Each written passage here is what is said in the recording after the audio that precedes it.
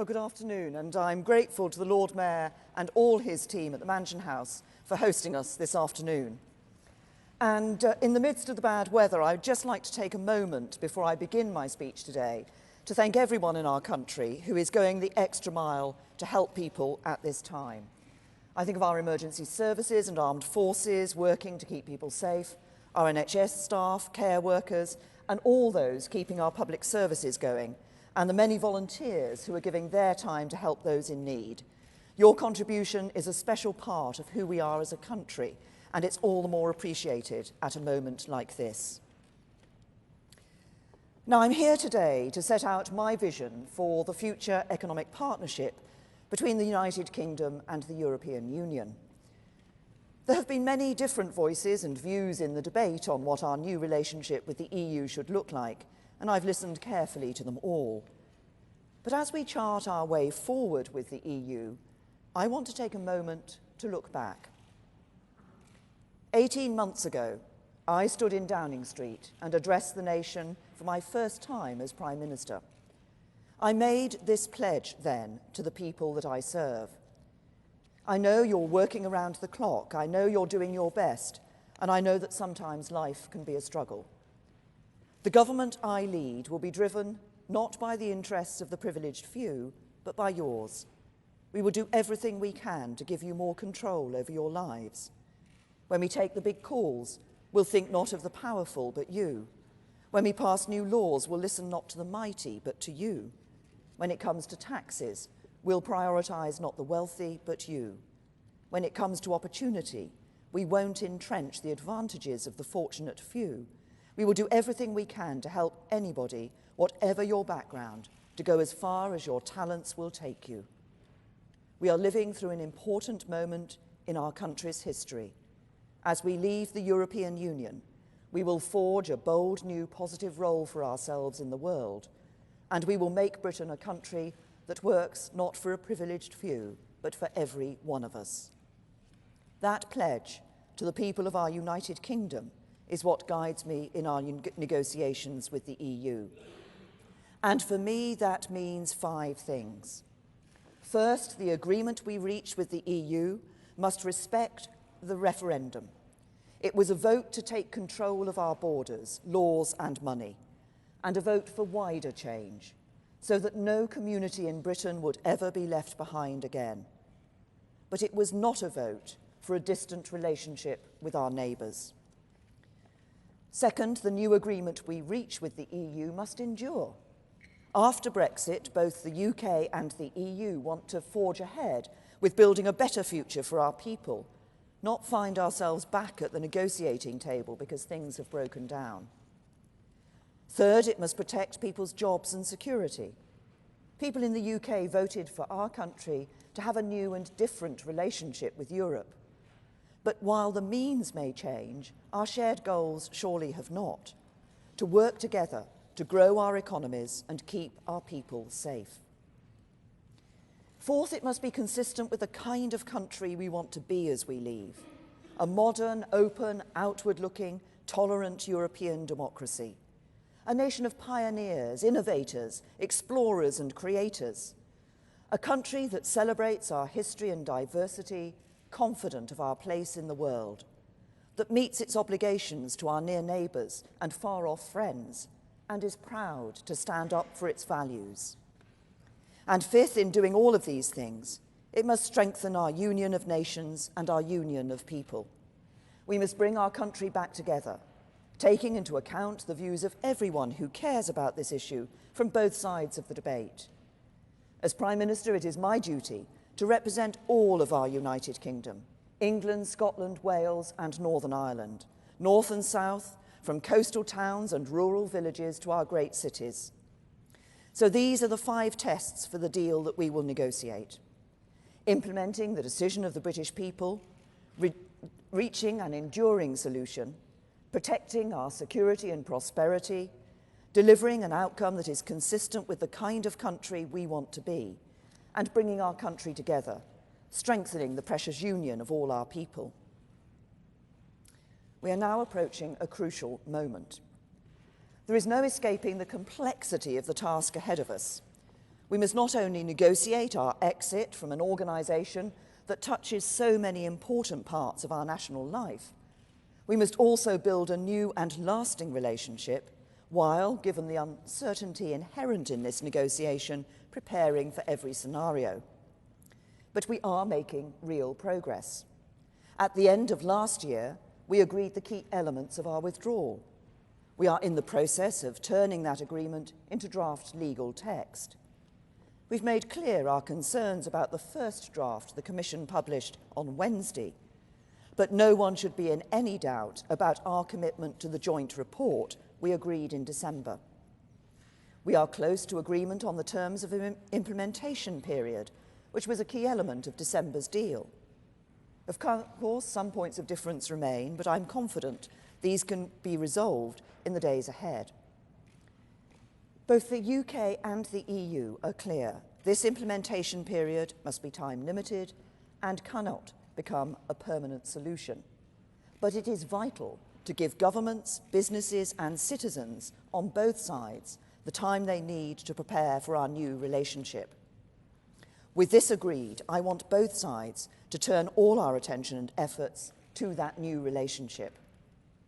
But before we can do that, we need to set out in more detail what relationship we want, building on my Lancaster House and Florence speeches. So last month, I spoke in Munich about the security partnership we seek. And today I want to talk about the other pillar of that relationship, how we build our economic partnership.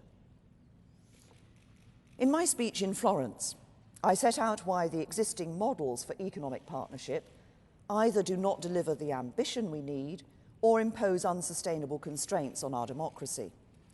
For example, the Norway model, where we would stay in the single market, would mean having to implement new EU legislation automatically and in its entirety, and would also mean continued free movement.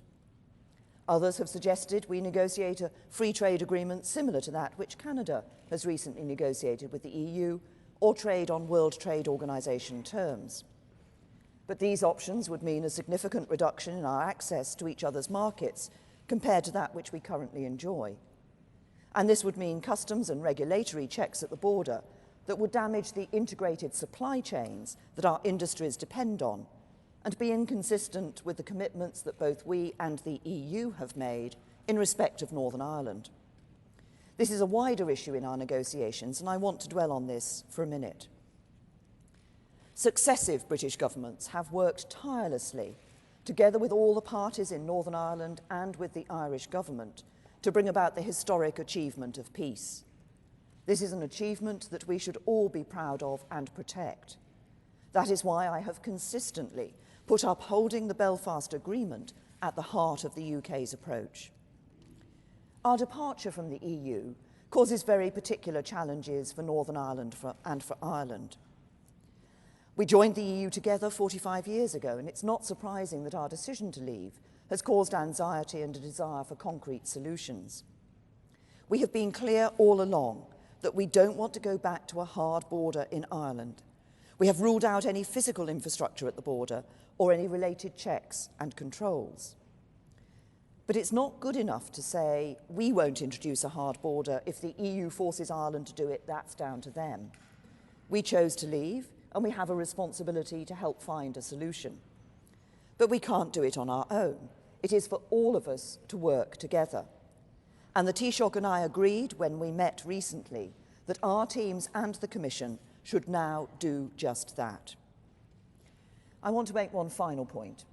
Just as it would be unacceptable to go back to a hard border between Northern Ireland and Ireland, it would also be unacceptable to break up the United Kingdom's own common market by creating a customs and regulatory border down the Irish Sea.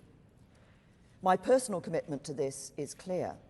As Prime Minister of the whole United Kingdom, I am not going to let our departure from the European Union do anything to set back the historic progress that we have made in Northern Ireland, nor will I allow anything that would damage the integrity of our precious union. So existing models do not provide the best way forward for either the UK or the EU. But before I turn to what a new and better model might look like, I want to be straight with people, because the reality is that we all need to face up to some hard facts. We're leaving the single market. Life is going to be different. In certain ways, our access to each other's markets will be less than it is now. How could the EU's structure of rights and obligations be sustained if the UK or any country were allowed to enjoy all the benefits without all of the obligations? So we need to strike a new balance, but we will not accept the rights of Canada and the obligations of Norway. The second hard fact is that even after we have left the jurisdiction of the European Court of Justice, EU law and the decisions of the ECJ will continue to affect us. For a start, the ECJ determines whether agreements the EU has struck are legal under the EU's own law, as the US found when the ECJ declared the safe harbour framework for data sharing invalid. When we leave the EU, the withdrawal bill will bring EU law into UK law. That means cases will be determined in our courts, but where appropriate, our courts will continue to look at the ECJ's judgments as they do for the appropriate jurisprudence of other countries' courts. And if, as part of our future partnership, Parliament passes an identical law to the EU law, it may make sense for our courts to look at the appropriate ECJ judgments so we both interpret those laws consistently. As I said in Munich, if we agree that the UK should continue to participate in an EU agency, the UK would have to respect the remit of the ECJ in that regard.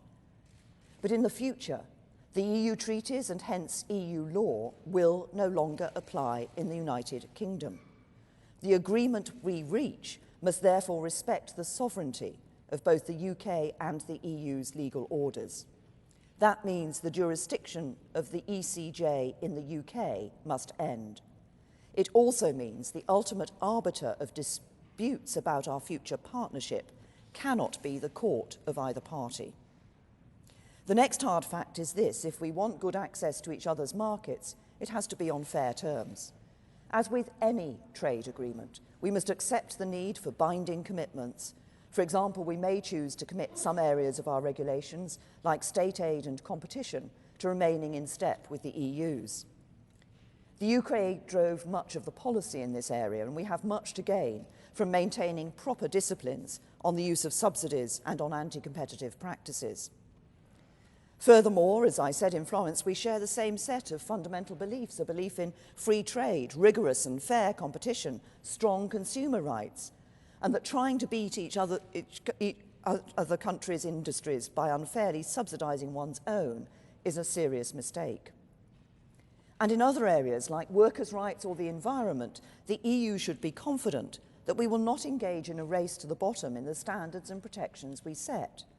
There is no serious political constituency in the UK which would support this, quite the opposite. Finally, we need to resolve the tensions between some of our key objectives. We want the freedom to negotiate trade agreements with other countries around the world. We want to take back control of our laws. We also want as frictionless a border as possible between us and the EU, so that we don't damage the integrated supply chains our industries depend on, and don't have a hard border between Northern Ireland and Ireland. But there are some tensions in the EU's position too, and some hard facts for them to face as well. The Commission has suggested that the only option available to the UK is an off-the-shelf model. But at the same time, they have also said that in certain areas, none of the EU's third country agreements would be appropriate. And the European Council's guidelines aspire to a balanced, ambitious and wide-ranging deal with common rules in a number of areas to ensure fair and open competition. This would not be delivered by a Canada-style deal which would not give them the breadth or depth of market access that they want. And it's hard to see how it would be in the EU's interests for the UK's regulatory standards to be as different as Canada's. Finally, we both need to face the fact that this is a negotiation, and neither of us can have exactly what we want. But I am confident that we can reach agreement. We both want good access to each other's markets, we want competition between us to be fair and open, and we want reliable, transparent means of verifying we are meeting our commitments and resolving disputes. But what is clear is that for us both to meet our objectives, we need to look beyond the precedents and find a new balance. As on security, what I am seeking is a relationship that goes beyond the transactional to one where we support each other's interests. So I want the broadest and deepest possible partnership, covering more sectors and cooperating more fully than any free trade agreement anywhere in the world today. And as I will go on to describe, we will also need agreements in a range of areas covering the breadth of our relationship. And I believe this is achievable because it is in the EU's interests as well as ours. The EU is the UK's biggest market, and of course the UK is also a big market for the EU. And furthermore, we have a unique starting point where on day one we both have the same laws and rules. So rather than having to bring two different systems closer together, the task will be to manage the relationship once we are two separate legal systems. To do so and to realise this level of ambition, there are 5 foundations that must underpin our trading relationship. First, our agreement will need reciprocal binding commitments to ensure fair and open competition. Such agreements are part and parcel of any trade agreement. After all, why would any country enter into a privileged economic partnership without any means of redress if the other party engaged in anti-competitive practices? But the level of integration between the UK and EU markets and our geographical proximity means these reciprocal commitments will be particularly important in ensuring that UK business can compete fairly in EU markets and vice versa. A deep and comprehensive agreement with the EU will therefore need to include commitments reflecting the extent to which the UK and EU economies are entwined. Second, we will need an arbitration mechanism that is completely independent, something which again is common to free trade agreements. This will ensure that any disagreements about the purpose or scope of the agreement can be resolved fairly and promptly. Third, given the close relationship we envisage, we will need to have an ongoing dialogue with the EU and to ensure we have the means to consult each other regularly. In particular, we will want to make sure our regulators continue to work together as they do with regulators internationally. This will be essential for everything from getting new drugs to patients quickly to maintaining financial stability. We start from the place where our regulators already have deep and long-standing relationships, so the task is maintaining that trust, not building it in the first place. Fourth, we will need an arrangement for data protection. I made this point in Munich in relation to our security relationship, but the free flow of data is also critical for both sides in any modern trading relationship too. The UK has exceptionally high standards of data protection, and we want to secure an agreement with the EU that provides the stability and confidence for EU and UK businesses and individuals to achieve our aims in maintaining and developing the UK's strong trading and economic links with the EU. That is why we'll be seeking more than just an adequacy arrangement and want to see an appropriate ongoing role for the UK's Information Commissioner's Office. This will ensure UK businesses are effectively represented under the EU's new one-stop shop mechanism for resolving data protection disputes. And fifth, we must maintain the links between our people. EU citizens are an integral part of the economic, cultural and social fabric of our country. I know that UK nationals are viewed in entirely the same way by communities across the EU. And this is why at every stage of these negotiations, I have put the interests of EU citizens and UK nationals at the heart of our approach. We are clear that as we leave the EU, free movement of people will come to an end, and we will control the number of people who come to live in our country. But UK citizens will still want to work and study in EU countries, just as EU citizens will want to do the same here, helping to shape and drive growth, innovation and enterprise. Indeed, businesses across the EU and the UK must be able to attract and employ the people they need, and we're open to discussing how to facilitate these valuable links. Reciprocal commitments to ensure fair and open competition, an independent arbitration mechanism, an ongoing dialogue, data protection arrangements, and maintaining the links between our people. These are the foundations that underpin the ambition of this unique and unprecedented partnership. It will then need to be tailored to the needs of our economies. This follows the approach the EU has taken with its trade agreements in the past, and indeed with its own single market as it has developed. The EU's agreement with Ukraine sees it align with the EU in some areas but not others. The EU's agreement with South Korea contains provisions to recognise each other's approvals for new car models, whereas their agreement with Canada does not. Equally, the EU's agreement with Canada contains provisions to recognise each other's testing on machinery. Its agreement with South Korea does not. The EU itself is rightly taking a tailored approach in what it is seeking with the UK. For example, on fisheries, the Commission has been clear that no precedents exist for the sort of access it wants from the UK. The fact is that every free trade agreement has varying market access depending on the respective interests of the countries involved. If this is cherry-picking, then every trade arrangement is cherry-picking. Moreover, with all its neighbours, the EU has varying levels of access to the single market, depending on the obligations those neighbours are willing to undertake. What would be cherry-picking would be if we were to seek a deal where our rights and obligations were not held in balance. And I've been categorically clear that that is not what we're going to do. I think it is pragmatic common sense that we should work together to deliver the best outcome for both sides. So let me start with how we do this for goods. This is the area where the single market is most established, and both the UK and EU have a strong commercial interest in preserving integrated supply chains that have built up over 40 years of our membership. When it comes to goods, a fundamental principle in our negotiating strategy should be that trade at the UK-EU border should be as frictionless as possible.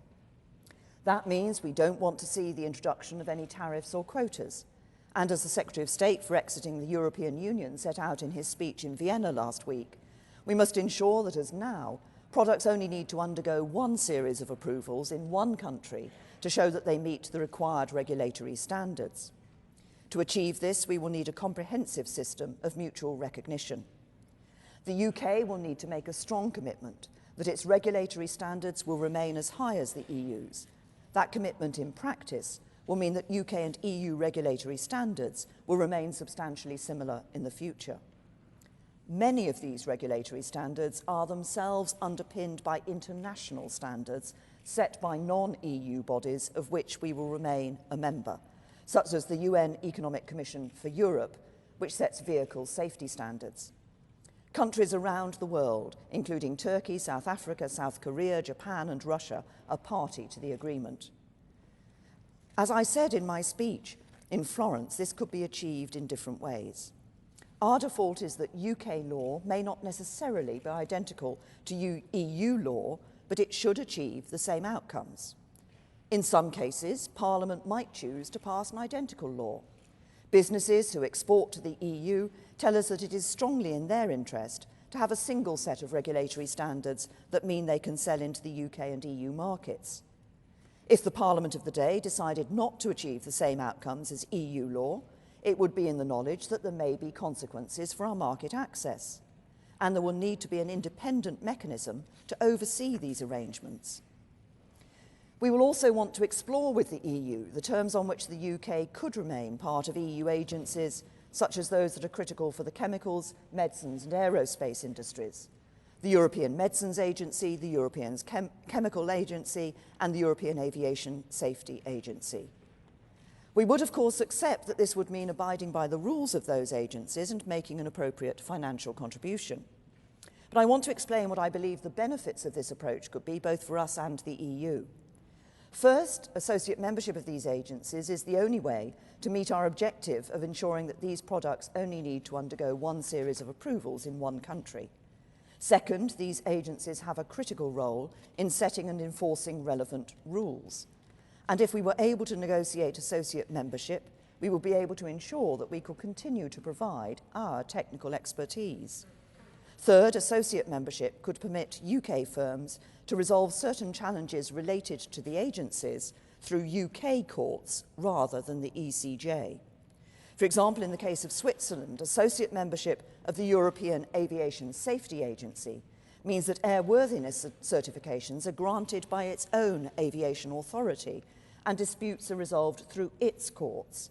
Without its membership, Swiss airlines would need to gain their certifications through another member state or through the agency, and any dispute would need to be resolved through the ECJ. Fourth, it would bring other benefits too. For example, membership of the European Medicines Agency would mean investment in new innovative medicines continuing in the UK, and it would mean these medicines getting to patients faster as firms prioritise larger markets when they start the lengthy process of seeking authorisations. But it would also be good for the EU, because the UK regulator assesses more new medicines than any other member state, and the EU would continue to access the expertise of the UK's world-leading universities. And of course, Parliament would remain ultimately sovereign. It could decide not to accept these rules, but with consequences for our membership of the relevant agency and linked market access rights. Lastly, to achieve as frictionless a border as possible and to avoid a hard border. Sorry, let me repeat what I mean by that. To avoid a hard border between Northern Ireland and Ireland, we also need an agreement on customs. The UK has been clear it is leaving the customs union. The EU has also formed a customs union with some other countries, but those arrangements, if applied to the UK, would mean the EU setting the UK's external tariffs, being able to let other countries sell more into the UK without making it any easier for us to sell more to them, or the UK signing up to the common commercial policy. That would not be compatible with a meaningful independent trade policy. It would mean we had less control than we do now over our trade in the world. Neither Leave nor Remain voters would want that. So we've thought seriously about how our commitment to a frictionless border can best be delivered. And last year we set out two potential options for our customs arrangement. Option one is a customs partnership between the UK and the EU.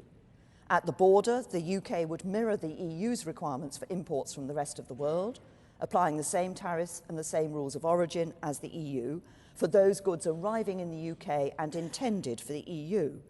By following this approach, we would know that all goods entering the EU via the UK pay the right EU duties, removing the need for customs processes at the UK-EU border.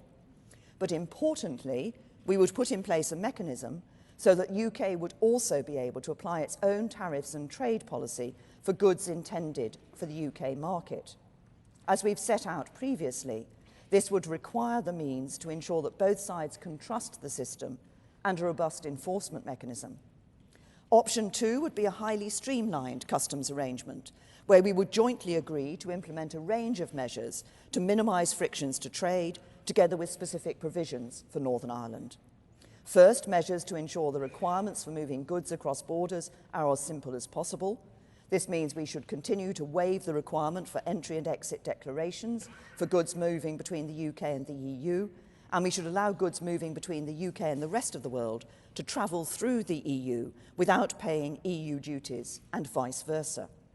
Second, measures to reduce the risk of delays at ports and airports, for example, recognising each other's trusted traders schemes and drawing on the most advanced IT solutions so that vehicles do not need to stop at the border. Third, we should continue our cooperation to mitigate customs duty and security risks.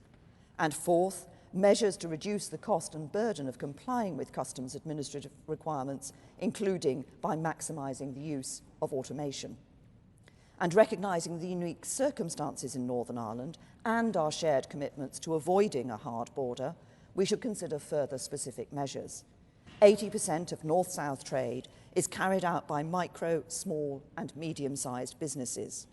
So for smaller traders, who as members of the community are most affected, but whose economic role is not systemically significant for the EU market, we would allow them to continue to operate as they do currently, with no new restrictions. And for larger traders, we would introduce streamlined processes, including a trusted trader scheme that would be consistent with our commitments.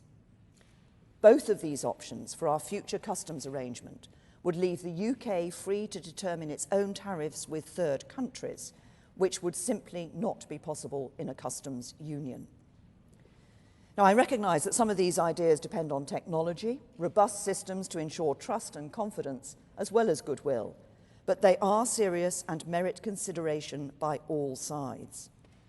So to conclude on goods, a fundamental principle in our negotiating strategy is that trade at the UK-EU border should be as frictionless as possible, with no hard border between Northern Ireland and Ireland. We believe this can be achieved via a commitment to ensure that the relevant UK regulatory standards remain at least as high as the EU's and a customs arrangement. We recognise this would constrain our ability to lower regulatory standards for industrial goods, but in practice we are unlikely to want to reduce our standards, not least because the British public would rightly punish any government that did so at the ballot box. This approach to trading goods is important for agriculture, food and drinks, but here other considerations also apply. We're leaving the Common Agricultural Policy and will want to take the opportunity that brings to reform our agriculture and fisheries management. The UK has among the highest environmental and animal welfare standards of any nation on earth.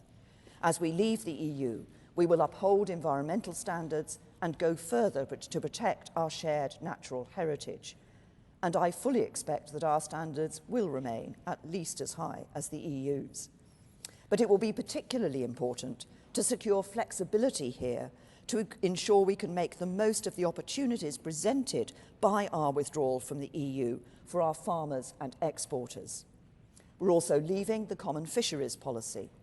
The UK will regain control over our domestic fisheries management rules and access to our waters.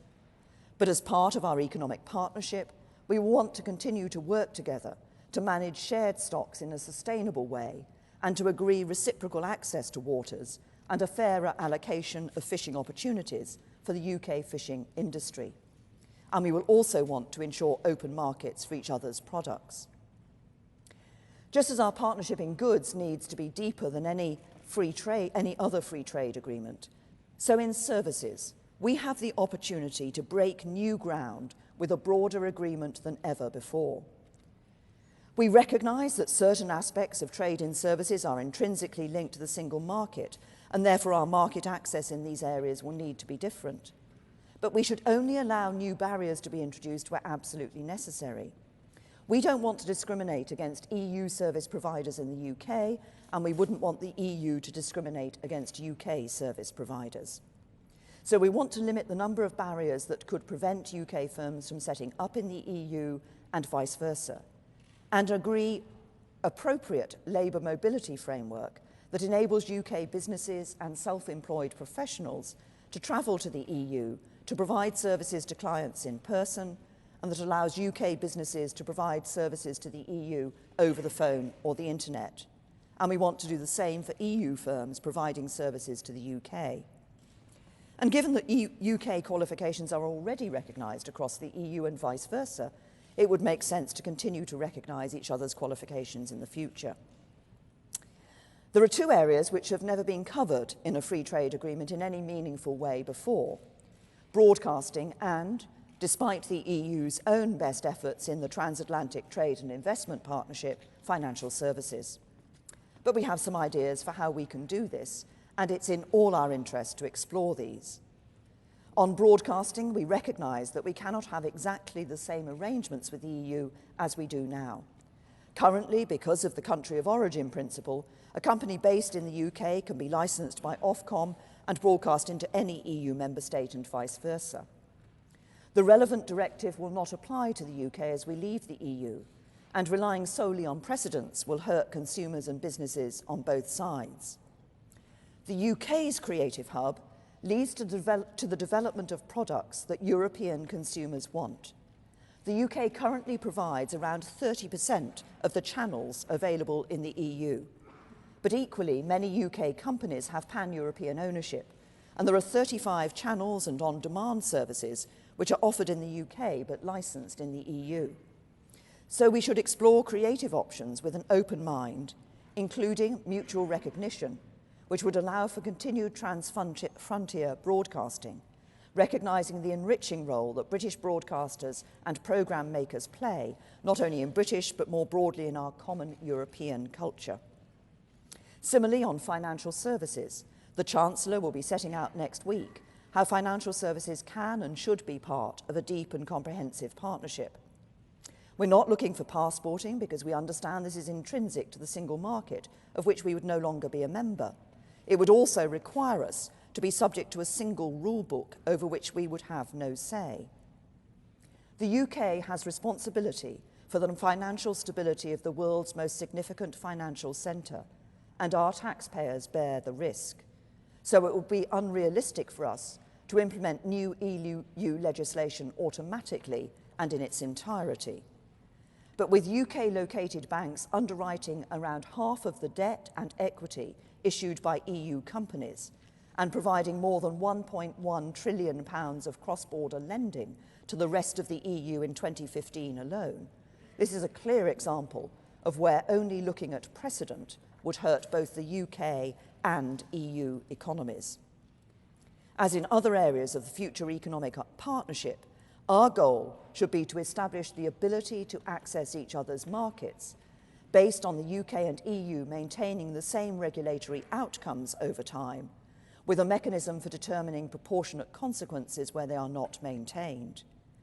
But given the highly regulated nature of financial services and our shared desire to manage financial stability risks, we would need a collaborative, objective framework that is reciprocal, mutually agreed, and permanent, and therefore reliable for businesses. There are many other areas where the UK and EU economies are closely linked, including energy, transport, digital, law, science and innovation, and education and culture. On energy, we want to secure broad energy cooperation with the EU. This includes protecting the single electricity market across Ireland and Northern Ireland, and exploring options for the UK's continued participation in the EU's internal energy market. We also believe it is of benefit for both sides for the UK to have a close association with Euratom. On transport, we will want to ensure the continuity of air, maritime and rail services, and we will want to protect the rights of road hauliers to access the EU market and vice versa. On digital, the UK will not be part of the EU's digital single market, which will continue to develop after our withdrawal from the EU. This is a fast evolving, innovative sector in which the UK is a world leader, so it will be particularly important to have domestic flexibility to ensure the regulatory environment can always respond nimbly and ambitiously to new developments. We'll want our agreement to cover civil judicial cooperation, where the EU has already shown it can reach agreement with non-member states, such as through the Lugano Convention, although we would want a broader agreement that reflects our unique starting point. And our agreement will also need to cover company law and intellectual property to provide further legal certainty and coherence. The UK is also committed to establishing a far-reaching science and innovation pact with the EU, facilitating the exchange of ideas and researchers. This would enable the UK to participate in key programmes alongside our EU partners. And we want to take a similar approach to educational and cultural programmes to promote our shared values and enhance our intellectual strength in the world, again making an ongoing contribution to cover our fair share of the costs involved. In all these areas, bold and creative thinking can deliver new agreements that are in the very best interests of all our people, both in the UK and across the EU. And in the face of a worrying rise in protectionism, I believe such agreements can enable us to set an example to the world. For the world is watching. We should not think of our leaving the EU as marking an ending, as much as a new beginning for the United Kingdom and our relationship with our European allies. Change is not to be feared, so long as we face it with a clear-sighted determination to act for the common good. Nor is Brexit an end in itself. Rather, it must be the means by which we reaffirm Britain's place in the world and renew the ties that bind us here at home. And I know that the United Kingdom I treasure can emerge from this process a stronger, more cohesive nation. a United Kingdom which is a cradle for innovation, a leader in the industries of the future, a champion of free trade based on high standards, a modern, outward-looking, tolerant country, proud of our values and confident of our place in the world. This is an optimistic and confident future which can unite us all. A global Britain which thrives in the world by forging a bold and comprehensive economic partnership with our neighbours in the EU and reaches out beyond our continent to trade with nations across the globe. The approach that I have set out today would implement the referendum result, provide an enduring solution, protect our security and prosperity, help us build the kind of country we want to be, and bring our country together by commanding the confidence of those who voted leave and those who voted remain. It is an approach to deliver for the whole of our United Kingdom and our wider family of overseas territories. I am in no doubt that whatever agreement we reach with the EU, our future is bright. The stability and continuity of centuries of self-government, our commitment to freedom under the rule of law, our belief in enterprise and innovation, but above all the talent and genius of all our people, and especially our young people, are the seeds of our success in the future, as they have been the guarantors of our success in the past. I look forward to discussing our future partnership with our European friends. Because although we are leaving the EU, and in that regard we will become separate, we are all still European and will stay linked by the many ties and values we have in common. And because it is only by working together that we will find solutions that work for all our peoples. Yes, there will be ups and downs in the months ahead. As in any negotiation, no one will get everything they want. We will not be buffeted by the demands to talk tough or threaten a walkout, just as we will not accept the counsels of despair that this simply cannot be done. We will move forward by calm, patient discussion of each other's positions. It's my responsibility as Prime Minister to provide that leadership for our country at this crucial time. By following the course I have set out today, I am confident we will get there and deliver the right outcome for Britain and the EU. A generation from now, what will be remembered is not the rough and tumble of negotiation, but whether we reached an enduring solution cast in the interests of the people we are all here to serve. So my message to our friends in Europe is clear. We know what we want, we understand your principles. We have a shared interest in getting this right. So let's get on with it. Thank you.